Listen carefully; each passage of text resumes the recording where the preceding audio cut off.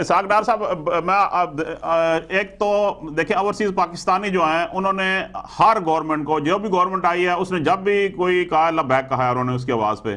नवाज शरीफ साहब ने जब कर्ज उतारो मुल्क सवारों का नारा लगाया, ओवरसीज पाकिस्तानियों ने दिल खोल के दिया।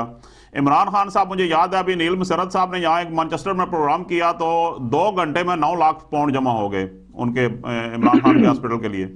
तो इस तरह आप देख लें कि दुनिया में पहली बार हुआ है कि किसी मुल्क का चीफ जस्टिस जनाब साकिब निसार साहब वो डैम के चंदा मांगने आ गए और उस चंदे का कोई पता नहीं चला वो किधर गया है। तो ये इस बारे में आप क्या कहते हैं? ओवरसीज ने तो हमेशा मतलब जब भी गवर्नमेंट ने आवाज किया तो उस पर बैक आया, लेकिन उनके साथ कुछ अच्छा सलूक नहीं होता है उस तरीके से। देखिए जी, ये मैं समझता हूँ कि जो आपने पहली बात की जो है कर्ज उतारो मुल्क सवारो, जी जी, तो अगर आपको याद हो तो उसमें ये स्टेट बैंक की 2001 की रिपोर्ट में उसकी पूरी तफसील है जिन लोगों को नहीं पता। जी जी, और उसमें क्योंकि ये कोई जाती किसी को कैश नहीं देना था, ये बैंकों के जरिए स्टेट बैंक को देने थे। सही और है। बाकायदा आपको डिपॉजिट स्लिप मिलनी थी, 1 साल का डिपॉजिट, 2 साल का, 3 का, 5 का।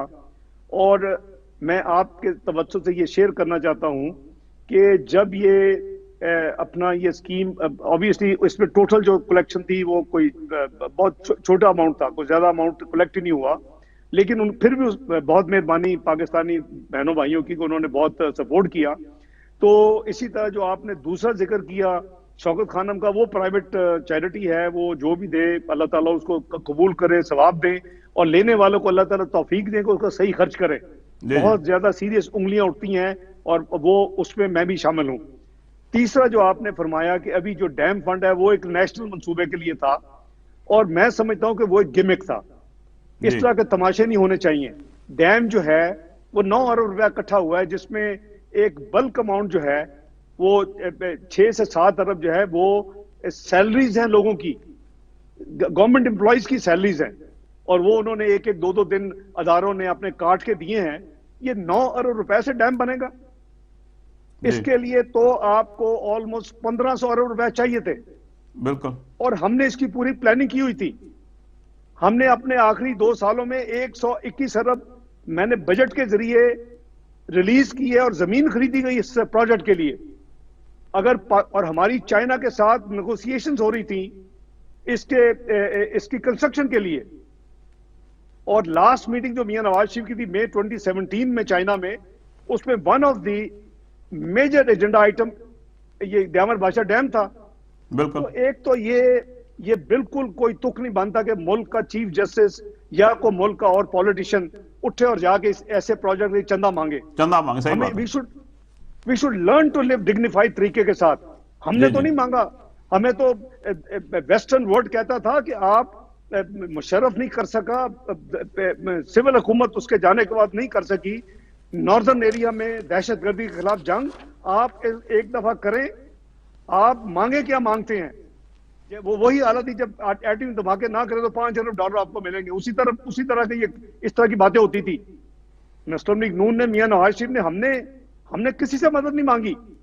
हमने कराची सिक्योरिटी ऑपरेशन फाइनेंस किया। हमने जरबे अजब जब फैसला किया जून 2014 में, वो फाइनेंस किया, और 1 साल के लिए करीबन 100 अरब का एस्टीमेट था, वो 4 साल जारी रहा फाइनेंसिंग। तो बात यह है कि हम उठते हैं और हम लोगों से चंदा मांगना शुरू कर देते हैं। ओ भाई, मुल्क इस तरह नहीं चलते। हमें गैरत होनी चाहिए। हम बाइज्जत तरीके के साथ पाकिस्तान को हमने तमाशा बनाना रिपब्लिक बना दिया है।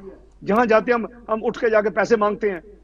हमने तो कोई पैसा नहीं मांगा सऊदी अरेबिया से, हमने तो कोई पैसे नहीं मांगा यूएई से, हमने तो कोई पैसे नहीं मांगा कतर से जब हम थे। सही बात है। इससे ज्यादा हालात खराब थे मुआशी।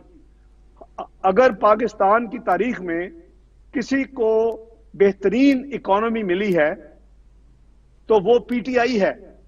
आप तमाम हुकूमतों को उठा के देख लें कि जब उन्होंने शुरू किया था इकोनॉमी की क्या हालत थी। हमारी 2013 की भी ले लें, और भाई उसके बावजूद अगर आपको गवर्न नहीं करना आता, आपने तैयारी नहीं की हुई, आपने ये भी आपको नहीं पता कि IMF के पास 1 साल जाया कर दिया, आपने मुल्क को तबाही के दहाने पे ले गया।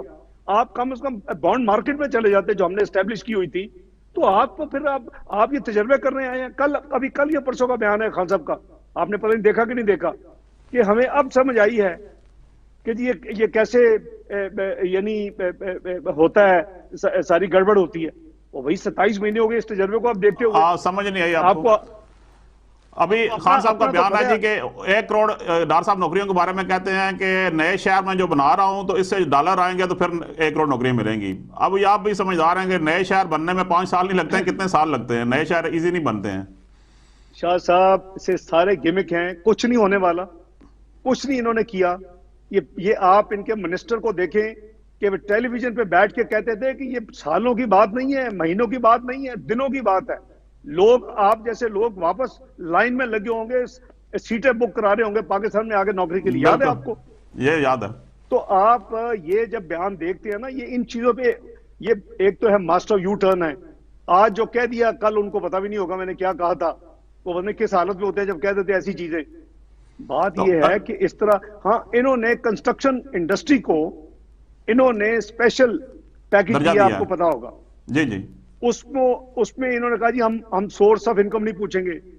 हाँ जी। जब हमने दुनिया में ओईसीडी का मुआहदा किया था टैक्स चोरी को रोकने के लिए और बाहर जो लोग पैसा ले जाते उसको रोकने के लिए, तो हमने उस वक्त कहा कि इस वक्त पाकिस्तानी कौम को, ओईसीडी की बात कर रहा हूं, 14 सितंबर 2016 को मैंने उससे मुआहदा किया था। तो उसने 2018 के आखिर में ऑपरेट होना था शुरू दुनिया में इंफॉर्मेशन एक्सचेंज की। तो इन्होंने उस वक्त ऑब्वियसली हमने कहा जी पाकिस्तानी आज तक 70 साल में ऑब्वियसली जो कुछ भी उनका होगा तो बिजनेसमैन को एक मौका दिया जाए। तो हमने एमनेस्टी स्कीम बनाई 2017 में, उसको फाइनलाइज किया। तो इन्होंने क्या ट्वीट किया कि जो इस एमनेस्टी स्कीम को इस्तेमाल करेगा, हमारी हुकूमत आएगी तो हम उसको पकड़ेंगे और उसको यानी उल्टा लटका देंगे। और फिर उसी स्कीम पे अमल किया। फिर मोहतरमा लीमा खान की प्रॉपर्टीज निकली तो दूसरी स्कीम दी एमनेस्टी।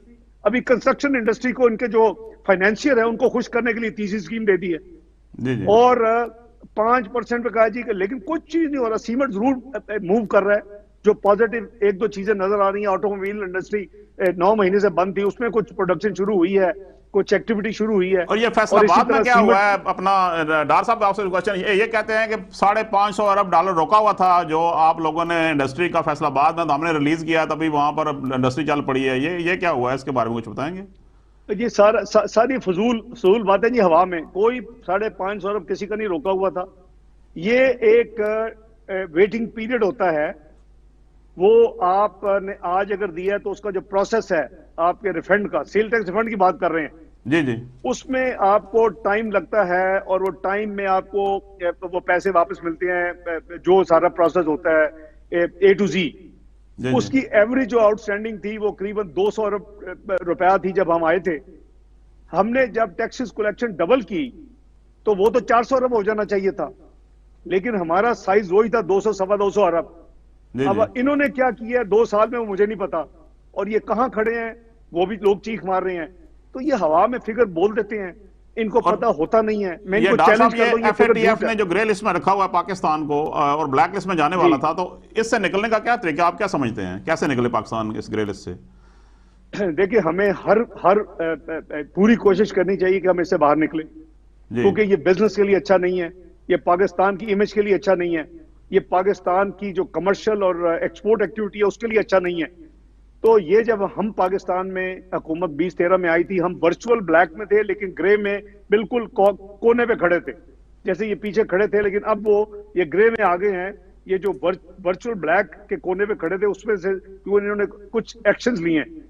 तो आपको याद होगा कि हमने 2 साल के अंदर कवानीन बदले, हमने एक्शंस लिए, हमने सारा जो पाकिस्तान को करना चाहिए था उससे निकलने के लिए। तो हमने 2015 में, फिर मेरा खत था जो कि फार्ट ऑफ प्लानिंग को लिखा गया फरवरी 2015 में, कि जी हमने ये किया है, ये हमारी अचीवमेंट है। आपने जो वॉच ग्रुप बनाया हुआ है एशिया पैसिफिक ग्रुप, उसके साथ हमारी मीटिंग्स हो चुकी हैं, वो टोटली सेटिस्फाइड है। आप अब हमें निकालें और आप व्हाइट में करें। पहले मेरा खत पढ़ा गया, चीजों को रिव्यू किया गया, एशिया पैसिफिक ग्रुप ने अपनी उसमें रिपोर्ट दी, तो पाकिस्तान को वहां फैसला हुआ उस प्लेनरी में फरवरी 2015 में पाकिस्तान व्हाइट हो गया। जी जी। अब उसके बाद हमें कुछ एज ए कंट्री कुछ चीजें कंटिन्यू करनी थी। वो चीजें कंटिन्यू अनफॉर्चुनेटली, आपने डॉन लीग सुनी होगी, मैं ज्यादा नेशनल इंटरेस्ट में बात नहीं करूंगा। वो यही डिस्कशन थी, मियां नवाज शरीफ कहते थे हम आइसोलेट हो रहे हैं, जो जिन लोगों ने वो करना है उनको कह रहे थे करो भाई करो, ये जो फाइनेंस मिनिस्टर चीख रहा है करो, इसकी बात सुनो। सही बात है। और वो लीक कर दी गई और डॉन लीक बना दी, फिर लड़ाई वहीं से शुरू हुई। आज इन्होंने उस वक्त जो काम छोटे छोटे करने वाले थे वो बड़े हो उससे गए। 10 गुना बड़े काम किए हैं, 10 गुना बड़े काम किए हैं। डॉक्टर साहब अभी ये भी मसला क्या है, देखें